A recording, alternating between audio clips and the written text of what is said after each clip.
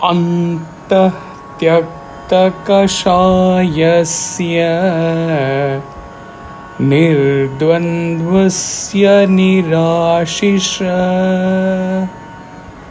yadṛcchayā'gato bhogo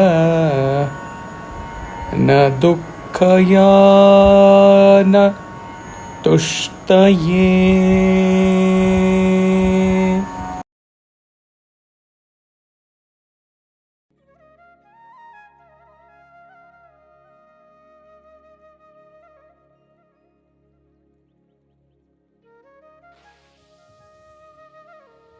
He who has given up all worldly passions from the mind, who is beyond the pairs of opposites, and who is free from desire, to him objects of enjoyment unexpectedly reaching him can cause neither pleasure nor pain. Acharya's commentary, few lines. The subtle impulses and urgencies dwelling in the depth of a man's personality that ultimately determine the emotional and the intellectual profile of that individual are called vasanas. These subtle impressions color our vision of the world around and compel us to divide the perceived realm into two categories, the conducive and the non-conducive. Thereafter, the individual starts his fight away from the non-conducive in search of and pursuing the conducive object.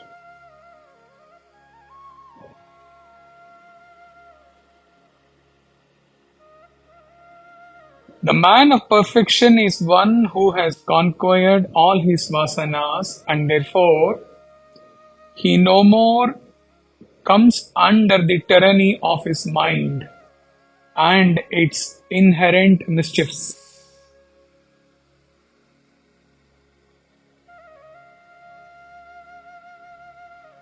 A man of wisdom is ever rooted in the infinite bliss, which is the nature of his own self.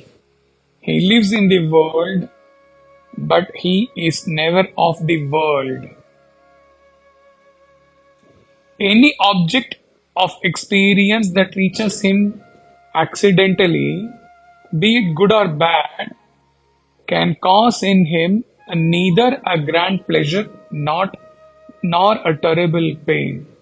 No object of the world gained can add to his absolute bliss, nor can the loss of any objects reduce his infinite bliss. Unquote.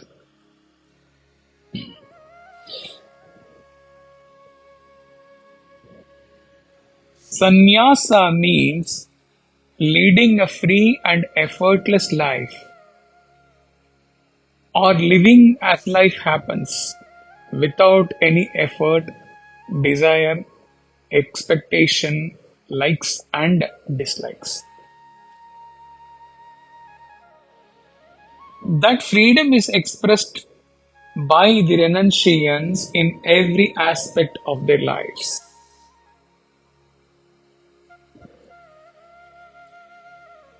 Right from the starting stage, the initiate has to forgo the name given to him by his parents, including his family or caste name, along the observations or rules associated with it, and assume whatever name that is given to him by his teacher. Secondly, he has to give up his preference for caste marks, clothing and shelter, and become a homeless wanderer, wearing a simple garment or piece of cloth. to cover himself. Thirdly, he has to forego his taste for food and stop cooking food for himself, pledging to live solely by begging and eating whatever food that is offered to him. This verse alludes to the state of a self-realized yogi who has overcome the duality of attraction and aversion and stabilized his mind. He not only gives up desire or aversion to things, he also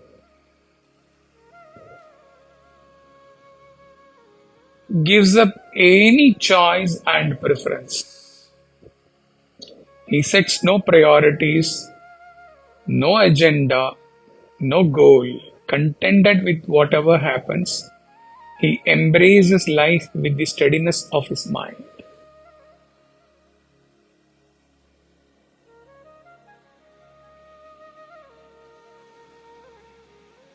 Renunciation in its true sense is not about giving up everything, but it is all about giving up the desire for everything. When the jnani gives up all desires, then whatever experiences the world gives him, pain or pleasure, does not affect him.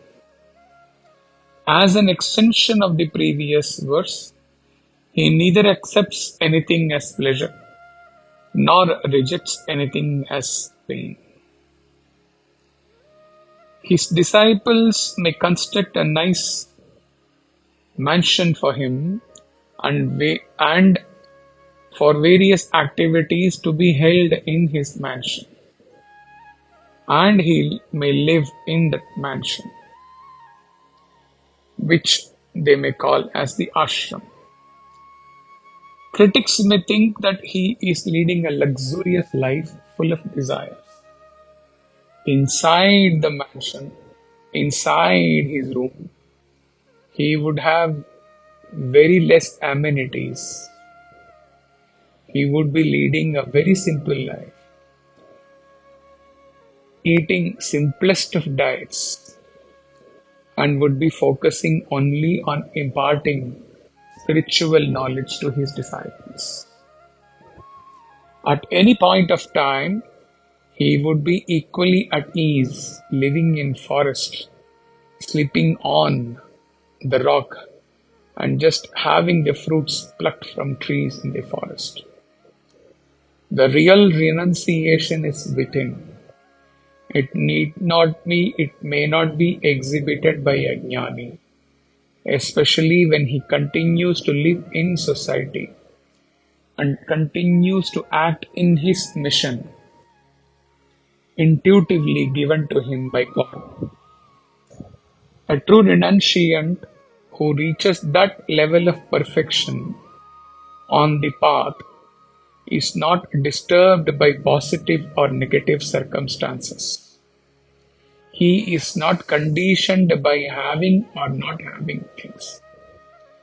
He accepts what comes to him by itself, without any judgment, without any choice, without any expectation. This is the real ideal state of renunciation, a life without effort, choice, desires, and attachments. Bhagavad Gita clearly affirms that true renunciation is renunciation of desire for things or for the fruit of your actions. It is practiced by having neither desire nor attachment to worldly things and becoming indifferent to everything, starting from one's own identity and relationships. To be free from the bonds of life, one must cultivate inner freedom, without which no one can be truly free or achieve liberation. Freedom from desire is in itself the highest and the ultimate freedom.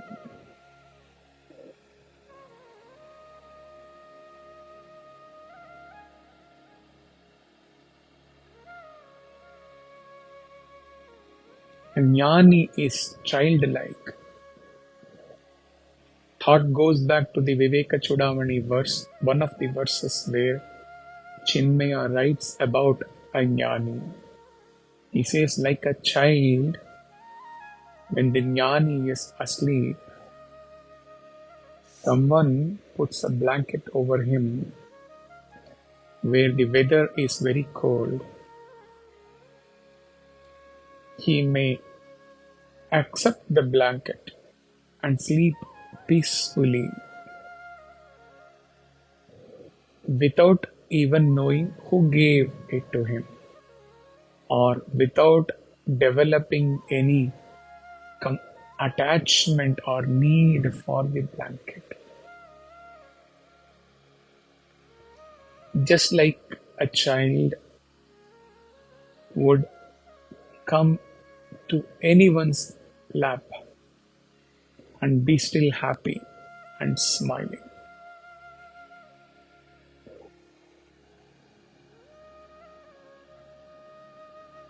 How beautiful is that state? How wonderful it would be when all of us reach that state. Aho. Hari Om.